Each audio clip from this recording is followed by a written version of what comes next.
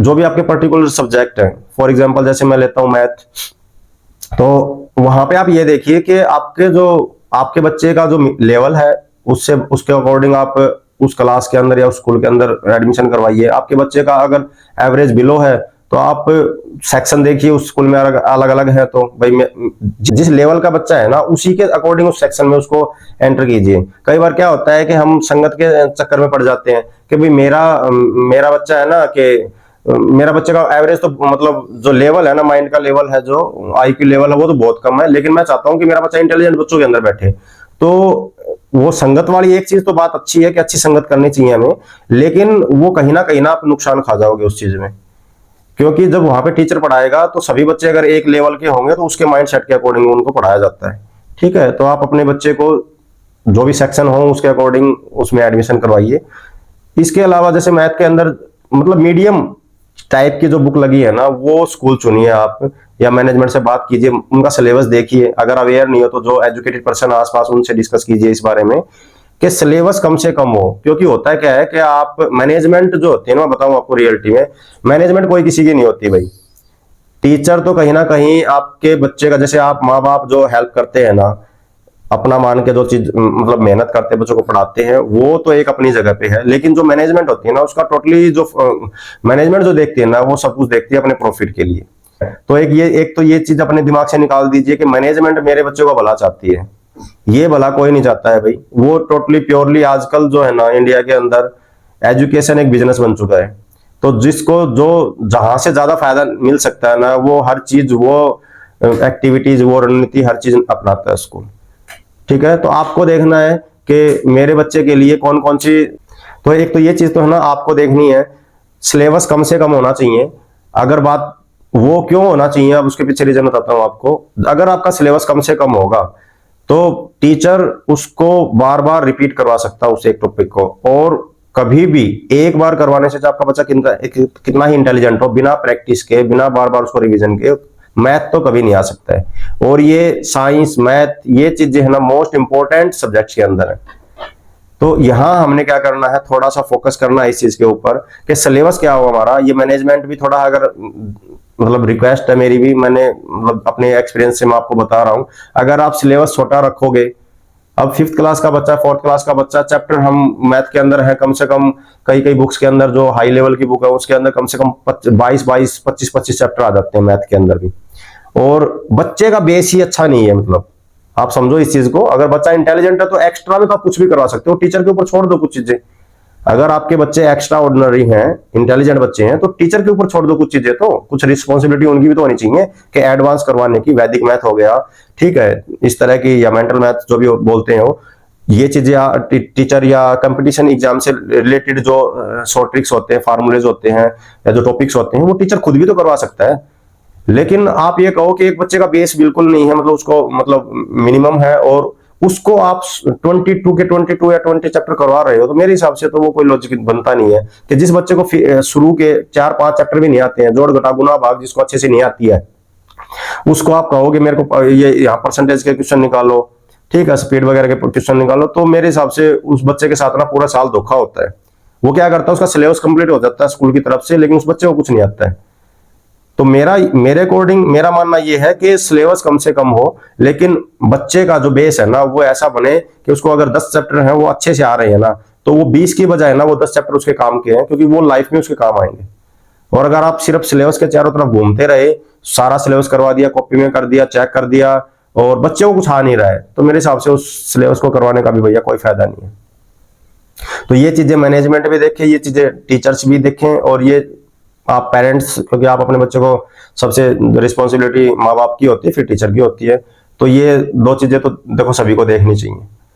ठीक है, इसके बाद जो भी आपके पर्टिकुलर सब्जेक्ट हैं भाई, मोस्टली तो और ज्यादा तो देखो इंग्लिश का भी डिस्कस कर चुके हैं हम, ठीक है, और जो बाकी जो बुक लगती है, कम से कम बुक लगे। एक ये चीज देखो आप, बहुत सारे स्कूल होते हैं, मैंने अभी एक एग्जांपल देखा था कुछ 1-2 महीने पहले, उसके अंदर दे रखा था कि एक एलकेजी क्लास के अंदर, यूकेजी क्लास के अंदर 17 बुक लगा रखी है। आप सोचो, वो बच्चा एलकेजी यूकेजी में आप क्या करवाते हो बच्चे को भाई। मतलब मोस्टली हमारे टाइम पे अभी भी मोस्टली बेसिक तो 3 ही होते हैं भाई, एक लैंग्वेज हो गई, हिंदी इंग्लिश हो गई, एक मैथ हो गया आपका, और क्या करवाओगे आप। अगर बच्चा बहुत ज्यादा दिमाग वाला तो उसमें और तो एक्स्ट्रा चीजें ऐड कर लो एक दो, मतलब वो खुद से भी करवा सकते हो ना आप। लेकिन 17 मतलब बुक लगवा देना, मतलब ये कौन सा है? ये तो ये लगा लो कि उन्होंने खुद अपना किताबें बेचने के लिए ना खुद का बिजनेस कर लिया और आपको बेवकूफ बना रहे हैं। ठीक है, तो आप ये भी देखो कि मेरे बच्चे की बुक कितनी लग रही है।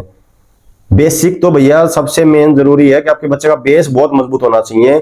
शुरू की जो 5th क्लास तक जो है ना, वो बुक कम होने चाहिए और उसका बार बार रिपीटेशन होना चाहिए। आपका बच्चा दोनों मीडियम में, बेशक चाहे वो हिंदी मीडियम में पढ़ रहा हो, अभी मैं दोनों मीडियम की बात कर रहा हूँ, चाहे आपका बच्चा हिंदी मीडियम में पढ़ रहा हो चाहे वो इंग्लिश मीडियम में पढ़ रहा हो, उसको नॉलेज दोनों मीडियम की होनी चाहिए। ठीक है, अभी इसका एग्जांपल देता हूं मैं आपको।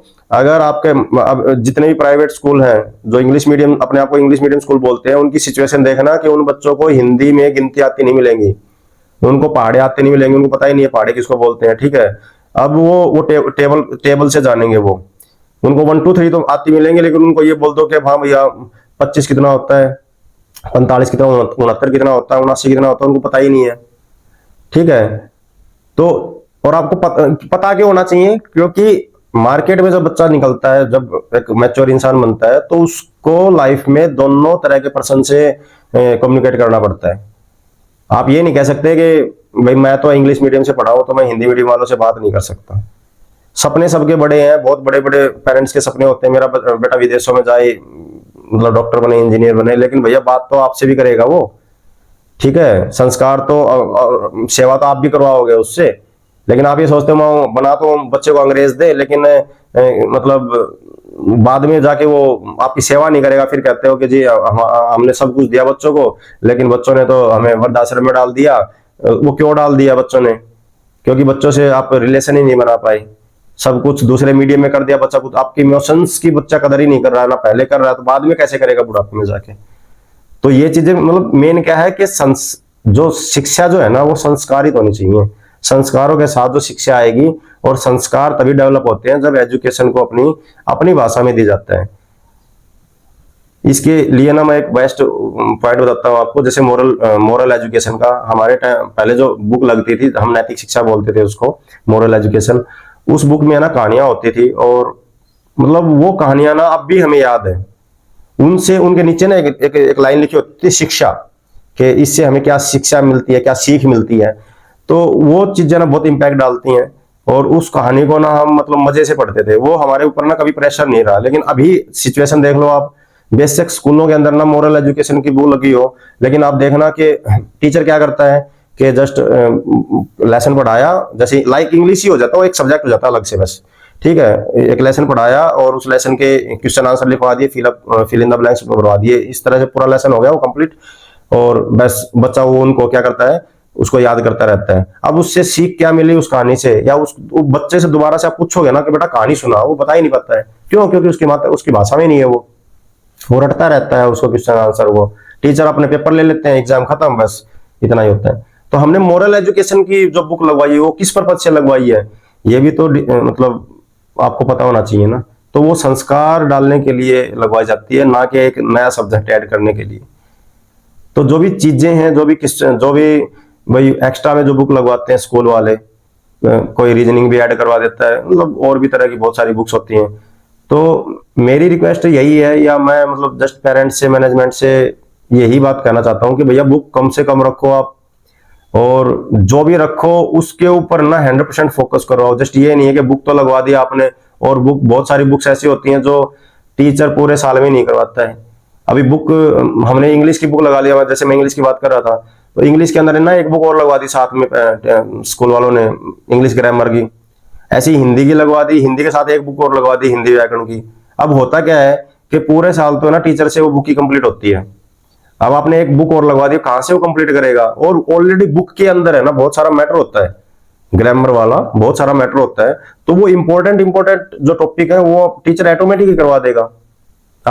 आप जो स्कूल के अंदर जो टीचर हायर कर रहे हो वो अच्छे चुनिए ना, तो ऑटोमेटिक वो चीजें तो करवा ही देंगे, बेसिक चीजें जो है। अब आप बुक भी लगवा देते हो, टीचर वो सिलेबस के अंदर उलझा रहता है। अब वो काम कम, मतलब पूरी बुक में से आप देखना कम से कम 20-20 30-30 चैप्टर दे रखे हैं ग्रामर के, मतलब पूरी बुक जो मतलब एडवांस जो हम कंपटीशन लेवल के अंदर जो बुक पढ़ते हैं ना इंग्लिश की या हिंदी की, वो सारे टॉपिक उसके अंदर ऐड होते हैं। और कितना भी बड़ा स्कूल हो, कितने भी मतलब हाई मैच्योर्ड पर्सन हो पढ़ाने वाले भी, भैया सारी चीजें नहीं करवाते हैं और पॉसिबल भी नहीं है। ठीक है, तो होता क्या है, वो पैसे भी पेरेंट्स के बेकार जाते हैं। तो सबसे बेस्ट तरीका तो ये है कि आप थोड़ा सा टीचर्स को थोड़ा सा फ्री ऑफ माइंड छोड़ दो, कि वो अपनी एक्टिविटीज अपनी उनके माइंड में जो नए नए जो विचार है, नए नए जो तरीके हैं, उनको अप्लाई कर सके।